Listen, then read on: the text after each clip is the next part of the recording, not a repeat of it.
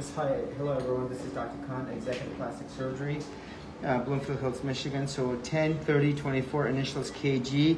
This is a 58-year-old lady with set of silicone implants, her second set below the muscle from 2005. So as you will see, it's super thin, very thin capsule. Some areas relatively thick, as you will see. I cut out the excess skin that really helps with the contouring done and block. And as you will see, very thin capsule. And if you look at the way it sits, again, this tissue is inflamed abnormal. You can see, even if I touch it, feel it, it's hard and irregular, so I've had to remove it. Some areas thin, but if I run into this tissue that's bad and inflamed, I will remove it. So super thin capsule. And what I'm gonna do now is I'm gonna go ahead and dissect right here just to show. So silicone implants from 2005. These are a 19-year-old set of silicone implants. Back then when she caught them, she had to be part of an experimental study. Because remember, the silicone was banned. So I just want to show, look at this tissue. You can tell by looking at it, it's dusky gray yellow. So it's not the healthy fat. And so I've had to remove it.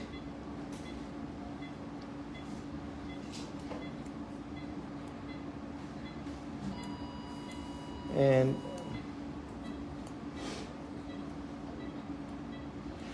so I just want to show, let me cut right through it and see. So you can see there's some lobulations within it, irregularities. We'll send this off with pathology and we'll see what it's going to show. So now let me go ahead and go into this. So silicone implant, you can see this is intact. You can see the fascia right here. The other thing I want to highlight here, this is below the muscle. So you can see, look at this. This is part of the cartilage of the rib. You see this right here. So I am going to go ahead and cut through.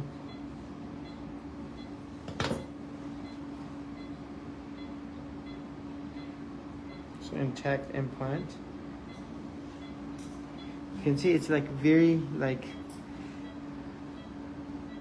intact. This is your Mentor 325. So it's like more flat, as you will see, and a capsular tissue that's super ultra thin, as you saw. You can see my glove. If I put the ruler, no matter what, how thin, it needs to be removed. And I'm overall very happy how the whole dissection has gone. Let's say look at this again. If I put this ruler here, you will see how saran wrap thin this capsule is. No matter how thin, it needs to be removed, because you don't want to leave behind a chance. You know, and good for her, she is not ruptured, and that's very good. I'm going to remove my top glove. We're going to go over to the left side, then and block as well. And then we will see, as you will see, I cut out the excess skin. Some irregularities. Again, this is part of the cartilage of the rib. And again, right here, rib as well. So what I'm going to do is, you can see some calcifications over here. So we'll see that when I go in. Let me go in from this side. This is the side that was against the chest. And as I remove, lo and behold, ruptured it is. I had no idea that it was ruptured till right now. And so this goes to show that you never know what you're going to find till you go in. And this is total surprise for me, but understandable. So this is none of the spill into the chest. And look on the inside, it has this gray brown appearance. If you're gonna hear me snap this, and if you look at this, this is like very hard calcification. You're gonna hear another snap. Very sharp. So all of this contained, and the point I want to show here is, if I take my pickups,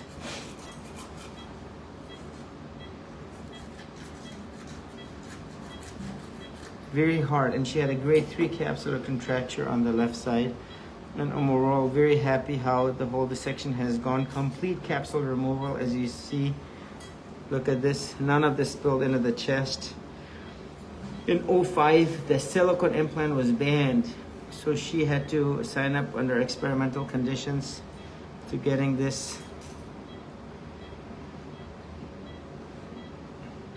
I'm just trying to, so 325 is what I see here as well. And as you will see, if I press, this is the silicone implant, 325. All right, so look at this. So the take-home message is this: the surgeon, when the patient saw me, she lives 45 minutes away. When I saw her, I said, I don't need to get an MRI because by default, they're either extremely inflamed, ruptured, or they're ruptured, and I have to always assume they're ruptured. She wanted to get an MRI, which she did not end up getting, and it was not going to change my management. I was going to always assume that they're ruptured to prove otherwise. You do not want to find out that it is ruptured when you're actually doing the surgery. You have to always assume. So I was thinking the right one is going to be ruptured as well, which it was not. And these are implants from 2005, so 19-year-old set of implants. Remember, they are not lifetime devices. The longer you have them, quote, the longer one has them, the higher the chance they're going to have problems, some of which will require more surgery. This was a, quote, incidental finding, but an educated guess given the length of time she had it. You cannot tell from a physical exam if she has a rupture or not. I just want to mention, I dropped some silicone from one of the last Facebook Lives on the ground, and we cleaned it with bleach, heavily. And believe it or not, this place is still very slippery where I'm standing. It's interesting to note, despite how much you clean it, it's still kind of embedded within the floor. Very interesting. So the surgeon has to always assume that the implants are ruptured to prune. Otherwise, you have to do it in the end block such that none of this silicone spills out. She's not getting drained. She's not getting an unnecessary lift given the amount of excess skin she had removed. She's going to be very pleased, hopefully, with her aesthetic result, with confidence looking at her, how she closed on the operating room table. We will see the freedom from the silicone toxicity, and certainly post-operatively, she'll only benefit from what it is an explant. It is not normal, healthy to have this inside the human body. It's not normal to have a ruptured implant. This is where, had she had this, and I'll end with this. This is a Mentor silicone implant. If you look at the Mentor advertisement itself, she should have had an MRI at 3 years out, and then every 2 years they're onward. So in the 19 years, technically, she should have had an MRI at least 8 times. And the point here is she certainly did not get even a single one to look for what is a silent rupture. Silent rupture means the exam looks overall unremarkable, but the patient was having what is a ruptured implant in her chest all along. So there you have it. This is Dr. Khan, Executive Plastic Surgeon.